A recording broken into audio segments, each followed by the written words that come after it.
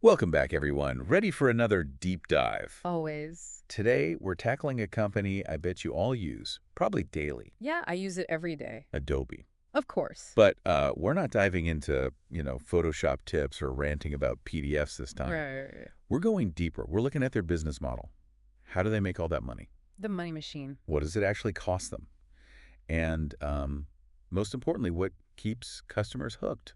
And the cool thing is, we're basing all of this on their real financial reports. Oh, yeah, those super detailed documents they put out every year. The 10Ks, the quarterly reports, they give us a real peek behind the curtain, into this multi-billion-dollar company. I'm already hooked. So first things first, how does Adobe actually bring in the cash? Okay, so what's interesting is how they've changed over time. Remember, back in the day, you'd buy like a Photoshop license, just a one-time purchase. But yeah, absolutely. It's all about subscriptions. Adobe Creative Cloud, that's their big one. And get this, over 90% of their revenue comes from subscriptions. Oh, 90%. That's a huge shift. It is. But I guess it makes sense. People want the latest updates, all the new features, without buying a whole new software package every time. Exactly. Convenience and constant access, that's the key. And it's not just Creative Cloud. They've smartly divided their offerings into three main segments. Oh, okay. Tell me more. We've got digital media, of course, that's where Creative Cloud lives.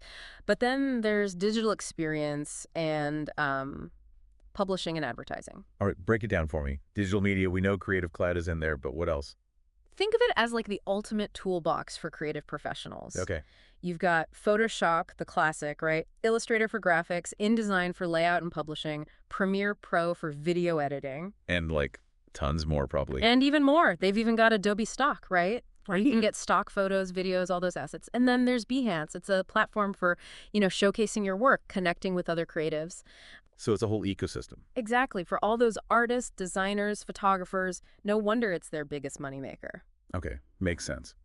Now, what about digital experience? That sounds a little more mysterious. Yeah, that's the one focused on helping businesses like craft those really personalized customer experiences online. Interesting.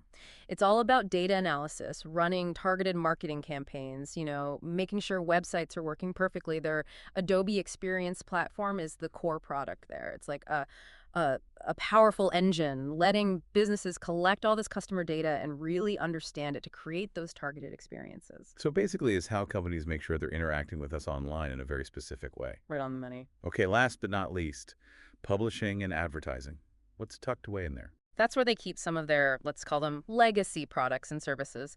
Things like solutions for e-learning, publishing technical documents, even some web conferencing tools. It's definitely still part of the picture, but, it brings in less revenue compared to those other two giants, digital media and digital experience. Gotcha. So we've seen how the money comes in. Yeah. Right.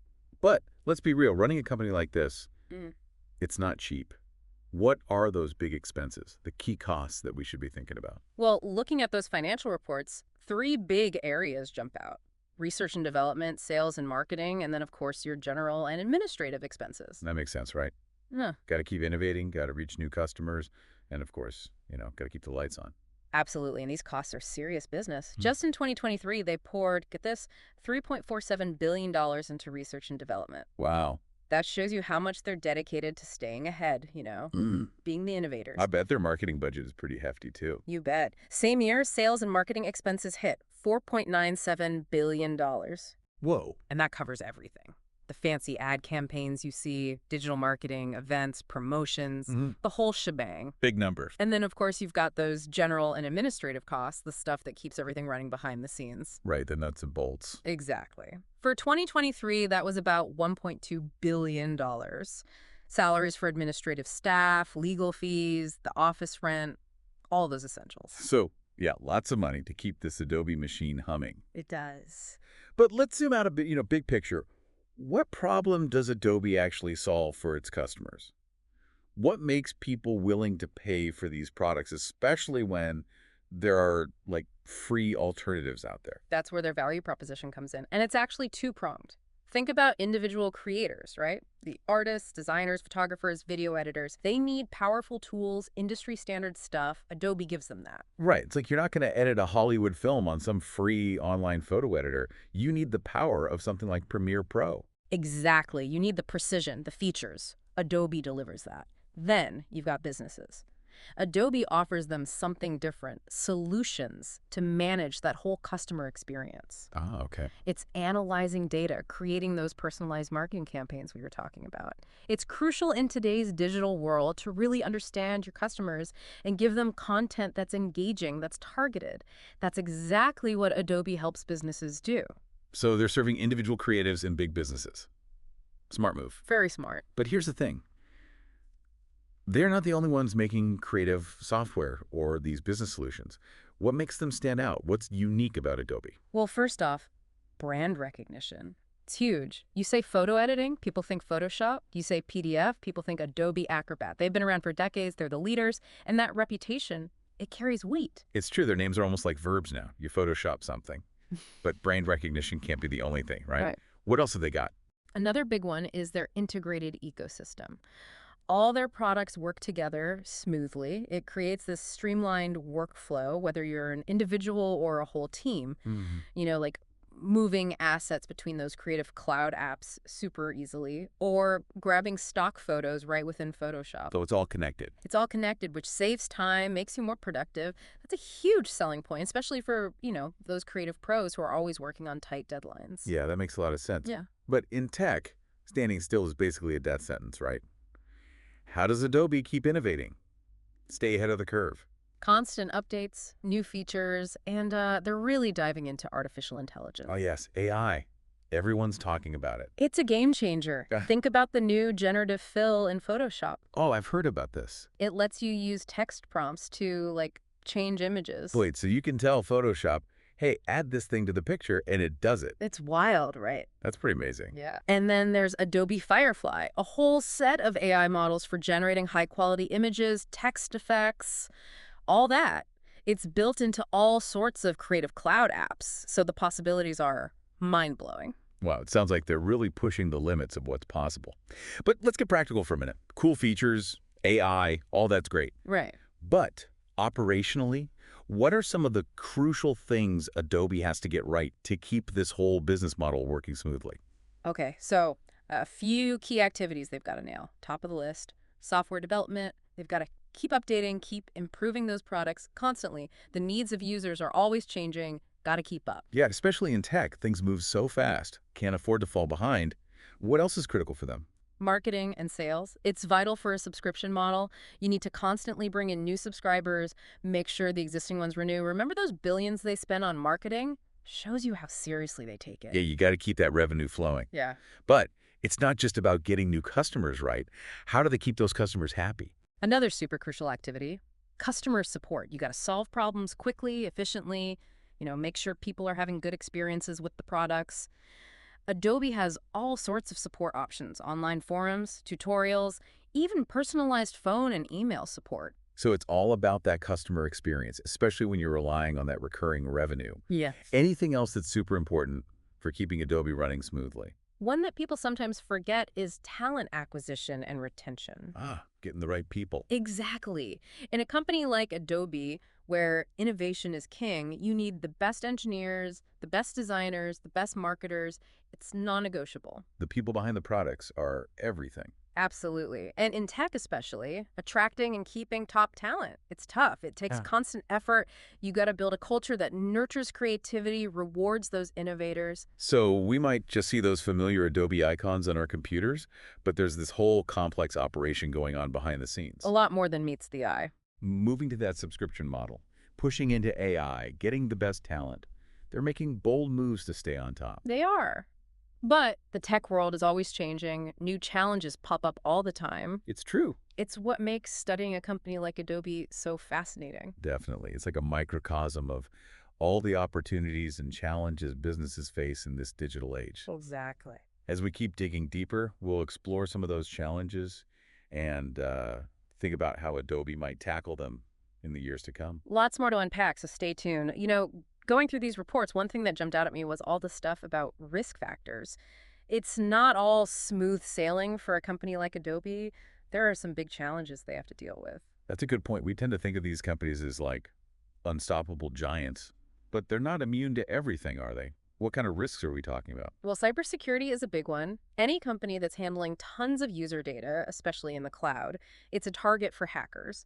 And Adobe, with millions of users, all those cloud-based services, they're right in the crosshairs. Right, it's not just protecting their own systems. It's about all those users who trust them with their data. A breach could be really damaging to their reputation, their relationships with customers. Absolutely. And they know it. They talk about this risk in their reports. They're always investing in cybersecurity, making sure users know how to stay safe and having plans in place if something does happen. Because one slip up could be a disaster. High stakes, for sure. What other potential problems are they up against? The economy is a big one. When things slow down, businesses start cutting costs and subscription services, even ones as valuable as Adobe's, they can start to look expendable. Right. If a company's got to tighten its belt, maybe they delay those upgrades or they need fewer licenses, that hits Adobe's subscription revenue directly. Exactly. We've seen it happen in other industries. Subscription-based businesses take a hit when the economy dips, so Adobe's got to be ready.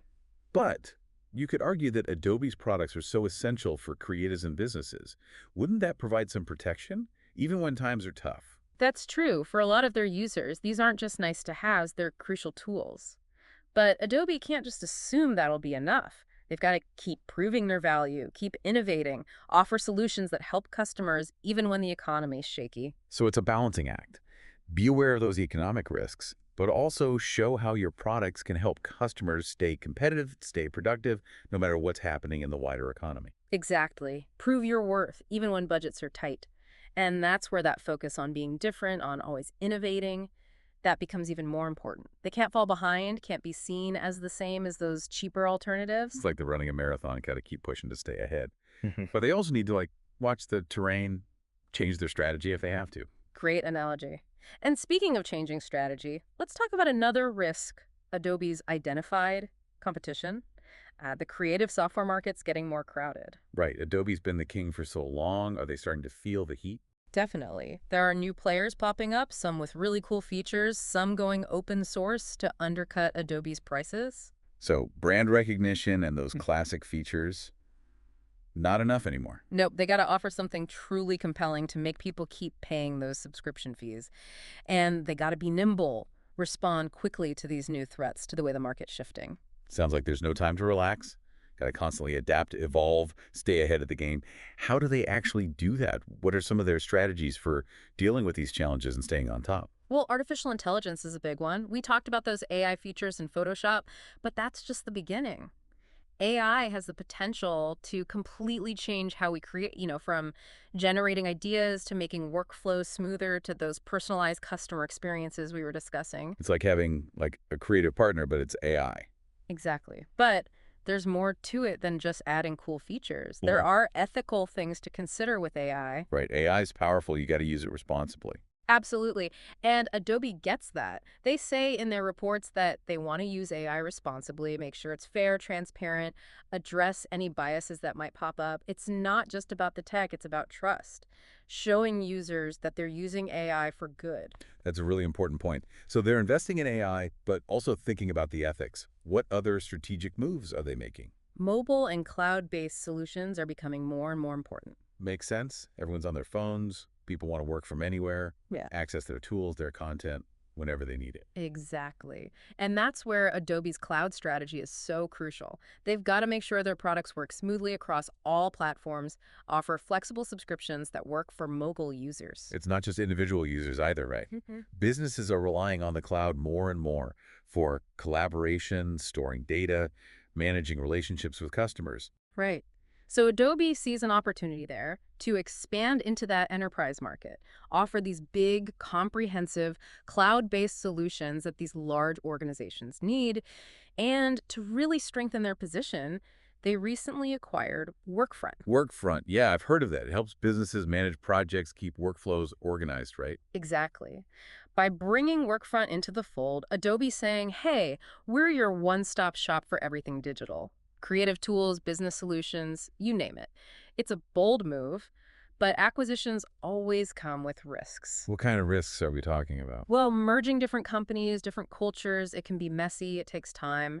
There's always a chance that the acquisition doesn't work out the way they hoped, or that the products don't really fit together smoothly. It's a gamble. but it could pay off big time. Exactly. So to sum it up, Adobe's future depends on this whole mix of trends, challenges, opportunities. They've got to use their strengths, AI, cloud computing, that brand recognition, but they also have to deal with those risks, cybersecurity, the economy, the competition. It's a really interesting case study in how businesses strategize and innovate. And it shows that even the most successful companies, they can't just sit back. Got to keep adapting, got to keep evolving. We've covered a lot, from how Adobe makes money to how they spend it, what makes them stand out, the risks they face. But there's one piece missing: the people. Ah, yes, the human factor. The folks behind the scenes making it all happen. Because, at the end of the day, a company is only as good as its people. And Adobe's known for attracting and keeping top talent. But like we were saying before, finding and keeping those great employees is getting harder, especially in tech. It's so competitive. So Adobe's got to keep investing in their people. Good salaries, benefits, chances to learn and grow, a supportive work environment. Because it's the people who drives the innovation, solve the problems, build those relationships with They're customers. the heart of the company. And speaking of heart, Adobe talks a lot about diversity and inclusion in their reports. And it's not just talk. They've got specific goals for increasing representation of women, underrepresented minorities at all levels of the company. That's great to hear. Diversity and inclusion aren't just the right thing to do, they're good for business. Exactly. Studies show that diverse teams are more innovative, more creative, better at solving problems. So by building a culture that's diverse and inclusive, Adobe's not just making things fair, they're making their business stronger. It's a win-win and something more companies should be doing. Absolutely. So thinking about everything we've learned about Adobe, it's clear they're not just focused on the bottom line, they're trying to make a positive impact. Committed to innovation, Yeah. happy customers, taking care of their employees, being socially responsible. That's something we should all appreciate as consumers, maybe even as investors. Because we want to support companies that share our values. And Adobe seems to be doing a lot of things right. Well said. So as we wrap up this part of our deep dive into Adobe, let's leave our listeners with something to think about. How do you think Adobe will handle all the changes happening in tech, all the challenges, all the opportunities? What strategies will they use to stay on top in the years to come? It is a great question.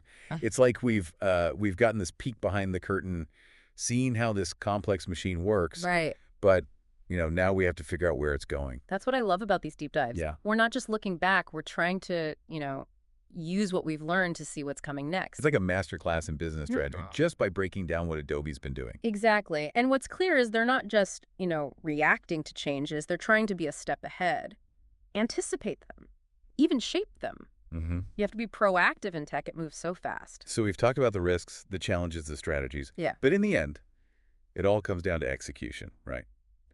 Can they pull it off? That's the big question, isn't it? We can look at the numbers, the acquisitions, all the announcements, but whether they succeed or not, it depends on how well they execute, how they adapt, how they keep innovating. And we can't forget the human element, right? The people who are actually doing the work, making the decisions, pushing those boundaries. Absolutely. A company's culture, its values, its leadership, Hmm. those are the things you can't really measure, but they make a huge difference. So as we wrap up this deep dive into Adobe, I'm cautiously optimistic, I guess you could say. There are definitely some big challenges out there for them, Oh, for sure. but they seem to understand those challenges and they seem willing to adapt. Yeah. And they're not just thinking about profits. They're showing that commitment to social responsibility, diversity, inclusion. That's a good sign. It's a good reminder that businesses can be a force for good in the world, not just about making money. I completely agree. I think at the end of the day, that's what people are looking for. Companies that share their values, that are innovative, that are responsible, and that, actually make great products. Well said. So next time you open up a PDF or you're editing a photo, take a second to think about all that went into it. It's more than just clicking a button. All those decisions, investments, risks, the people involved. It reminds us that the business world, as complicated as it can be, it's still a human thing. And that's what makes it so interesting to explore. Absolutely.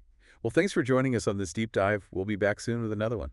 Until then, keep learning, keep exploring, and keep asking questions.